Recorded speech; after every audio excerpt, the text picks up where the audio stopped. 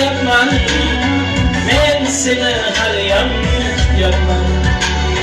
Zor yig'lab turarsan boshimda, oxirgi so'zimni aytyapman, men seni haliyam kutyapman.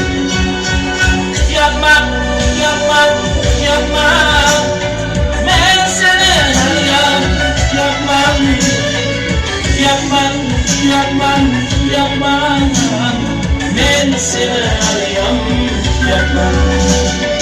Yolyoring ovozi kelyapti, suyganim kimga yor bo'lyapti, suyganim kimga yor bo'lyapti, suyganim kimga yor